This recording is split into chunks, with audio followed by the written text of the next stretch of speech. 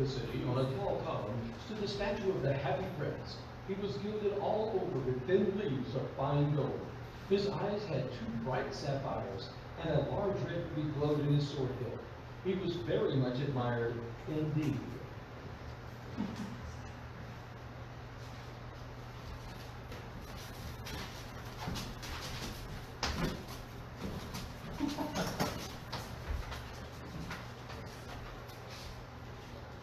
He is as beautiful as a weathercock. Do you think so? I am proud to be a leader of a city with such a heart. Yes, you are. But it's not very useful. Can't have the people thinking Oh, never that. You are always concerned for the good of our fair city, my dear. Oh.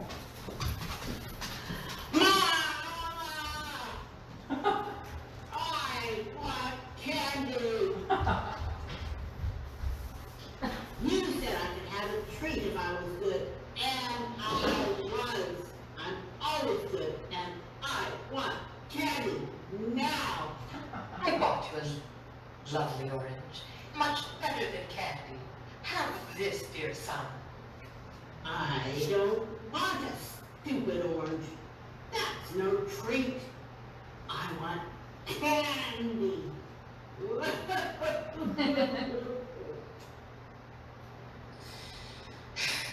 Why can't you be like the Happy Prince?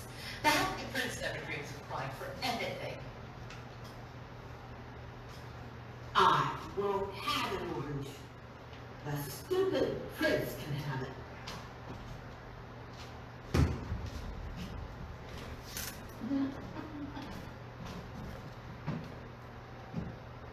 Well, at least somebody in this place is happy.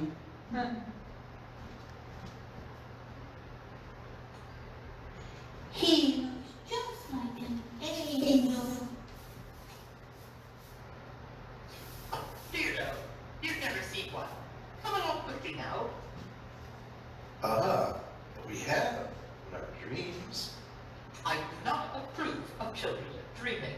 Abroad, we have mathematics.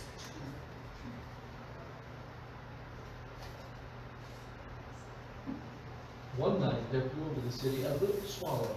Her prince had gone away to Egypt 6 weeks before, but she had stayed behind, for she was in love with a handsome rose. She had met him in early spring, and it had been so fascinated she stayed to talk. Then when autumn came, all the other birds flew away. After they were gone, the swallow felt lonely. Oh, I love traveling, and my rose should be with me. Will you come away with me? Oh, you've just been trifling with me. Well, I am off to the pyramids. Goodbye. All day long she flew, and at nighttime she arrived at the city. Where shall I put up? I hope the town has made preparations. Oh, this looks like a fine spot. Yes, a fine spot with plenty of fresh air. See, I have a golden bedroom now.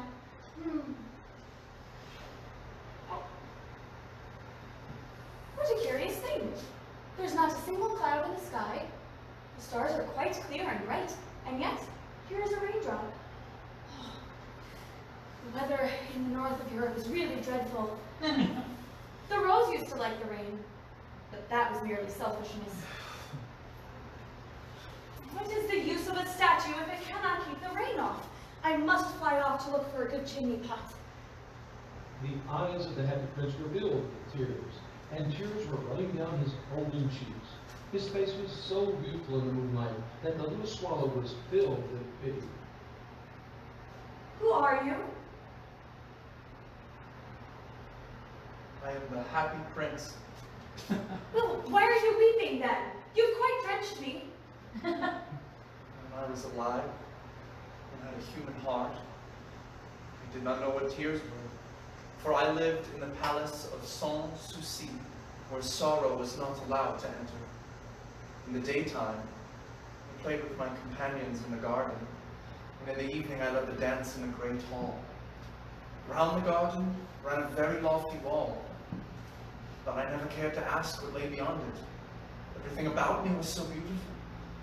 My courtiers called me the happy prince, and happy indeed I was if pleasures be happiness. So I lived, so I died. Now that I am dead, they have set me up here so high that I can see all the ugliness and all the misery of my city, and though my heart be made of lead, yet I cannot choose but weep. What, is he not solid gold? Far across the city, in a little street, there is a poorhouse. One of the windows is open, and through it I can see a woman seated at a table. Her face is thin and worn, and she has coarse red hands all pricked by the needle, for she is a seamstress. She is embroidering passion flowers on a satin gown, the loveliest of the queen's maids of honor to wear at the next court ball. In a bed in the corner of the room, a little girl is lying ill. She has a fever and she is asking for oranges, and her mother has nothing to give her but river water, so she is crying. Swallow, swallow, little swallow. Will you not bring her the ruby out of my sword hilt? I am My waiting feet. for in Egypt. Oh, my friends are flying up and down the Nile and talking with the lotus flowers. Soon they will go to sleep in the tomb of the great king. Swallow, swallow, little swallow. Will you not stay with me for one night and be my messenger? My feet are fastened to this pedestal and I cannot move. The girl is so thirsty and the mother is so sad. I don't think I like children. Last summer, when I was staying on the river, there were two rude boys who were always throwing stones at me. They never hit me, of course. I fly far too low for that. But still. All right, if you are to look so sad, I will relent. Although it is so cold here, I will stay with you one night and be your messenger. Thank you, little swallow. She passed by the cathedral tower where the white marble angels were. Then she swooped near the palace and heard the sound of dancing. A wonderful discovery. Yes, I suppose so. And how wonderful is the power of love. I hope my dress will be ready in time for the ball. I've ordered passion flowers to be embroidered on it. But the seamstresses are so lazy. She passed over the river and saw the lanterns hanging to the masts of the ships. She passed over the ghetto and saw old men bargaining and weighing out money. At last, she came to the poor little house. Mama, Mama, I am so hot and tired. Oh, hush, my boy. Mama must just rest your eyes a little while. Mama, you got me an orange. How cool I feel now. I must be getting better.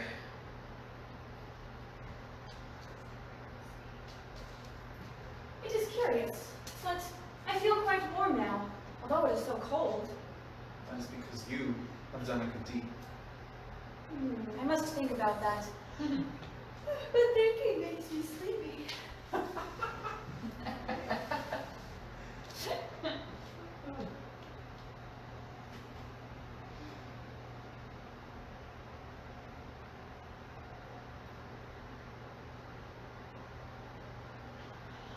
When day broke, she flew down to the river and had a bath.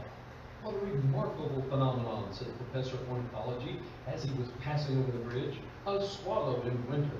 And he wrote a long letter about it to the local newspaper. Everyone quoted it. It was so full of many large words that they could not understand. Tonight I go to Egypt. Prince, have you any commissions for Egypt? I am just leaving. Swallow, swallow, little swallow, will you not stay one night longer? I am waiting for in Egypt. Why, tomorrow my friends will fly to the second cataract. At noon there, the lions will come to the water's edge to drink. They have eyes like green beryls, and their roar is louder than the roar of the great cataracts. Swallow, swallow, little swallow. Far away across the city, I see a young man seated in a gallery. He is leaning over a desk covered with papers. By his side is a bunch of withered violets.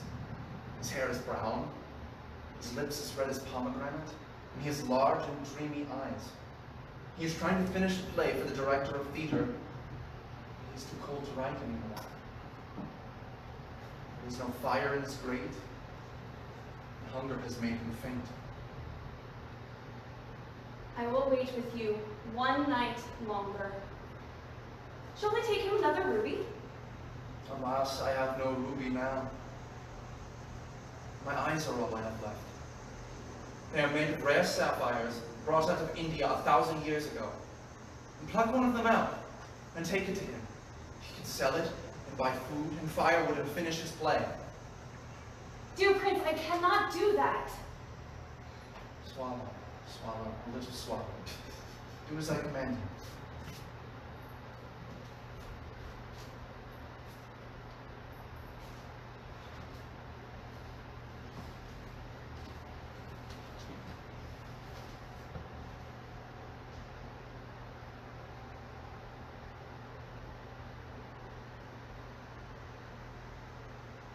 I'm beginning to be appreciated. This is from some great admirer, perhaps even a patron. And now I can finish my play. The next day, the swallow flew down to the harbor. She sat on the mast of a large vessel and watched the sailors working. She decided she must leave, and so returned to the happy prince. I have come to bid you goodbye, dear Prince. Swallow, swallow, little swallow, will you not stay one night longer?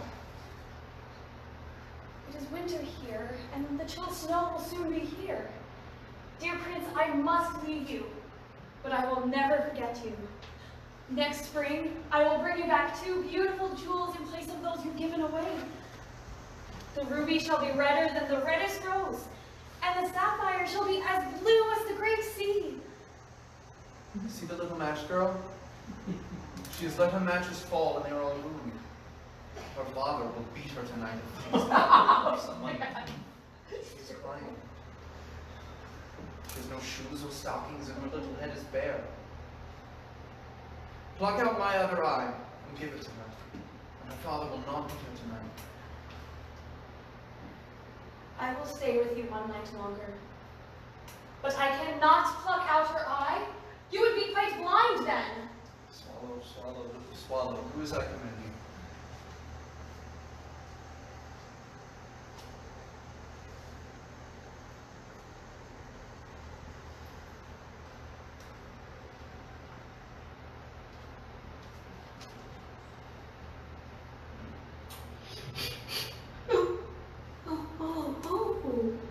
What is this? What a pretty piece of glass. Wow, I love this.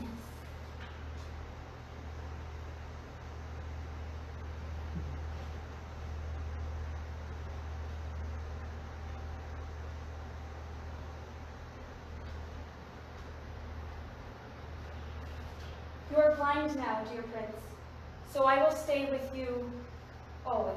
No, little swallow, you must go away to Egypt. No, I will stay here always.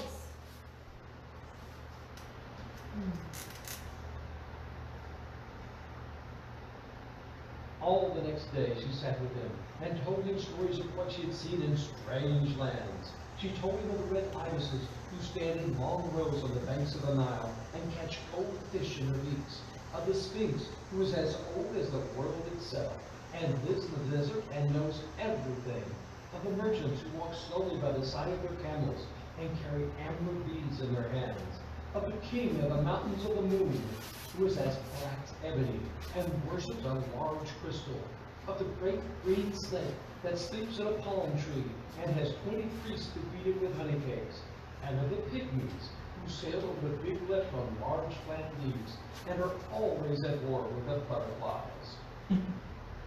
Dearest swallow, you tell me of marvelous things, but more marvelous than anything is the suffering of men and women. There is no mystery so great as misery. Fly over my city. Tell me what you see there. So the swallow flies through the great city.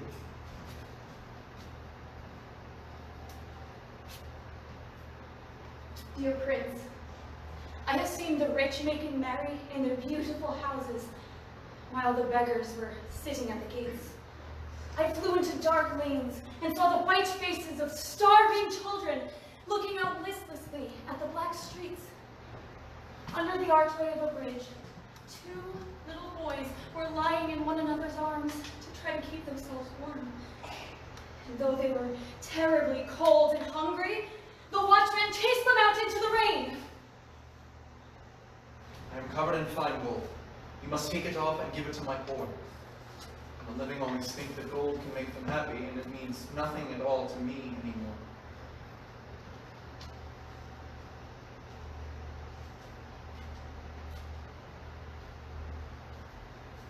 The swallow removed all the gold until the prince looked quite dull and gray. But in the city, children's faces grew rosier, and they laughed and began to play games in the streets again.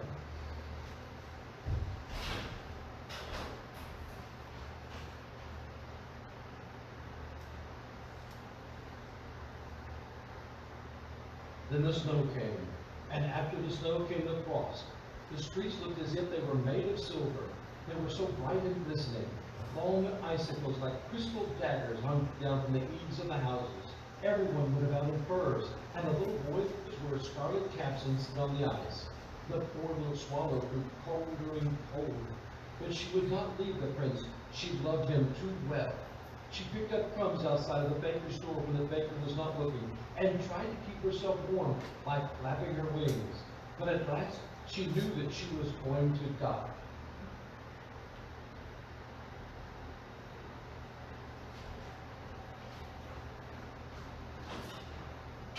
She had just strength enough up to return one last time.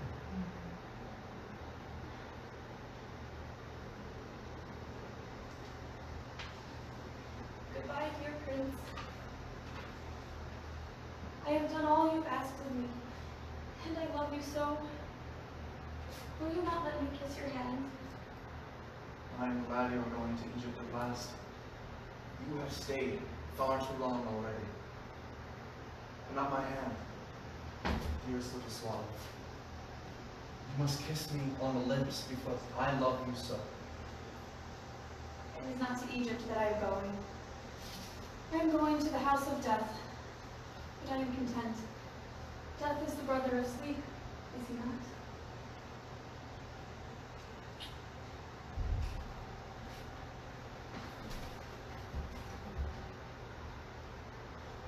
At that moment, a curious crack sounded inside the statue, as if something had broken. The fact is that the leaden heart had snapped right in two. It certainly was a bitterly hard frost.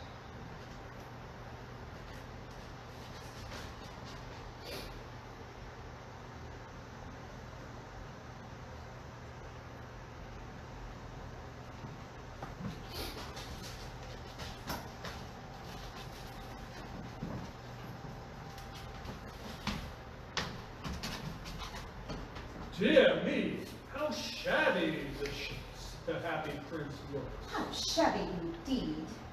Ruby has fallen from his sword. Hers eyes are gone, and he's golden no longer.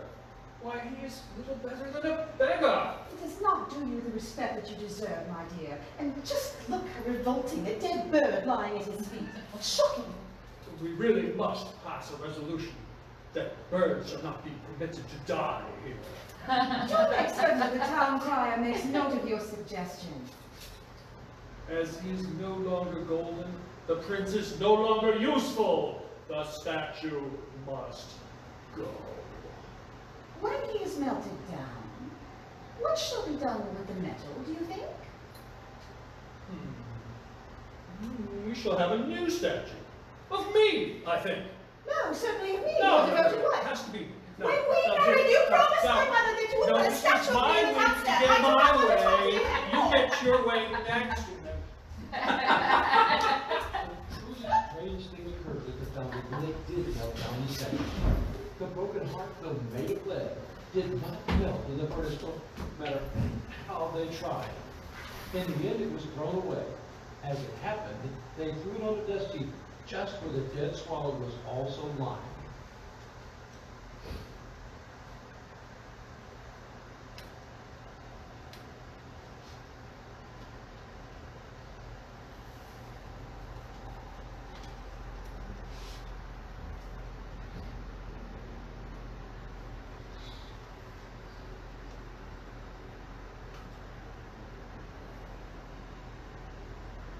I charged you to find the two most precious things the city had. Have you brought them? Yes, gods, I have them. I have brought you a leaden heart that may be broken by the cares of the world, but never destroyed, and a tiny dead bird who stayed far too long in the cold. You have rightly chosen. In my garden, this little bird shall sing forevermore and dance for joy with her happy prince.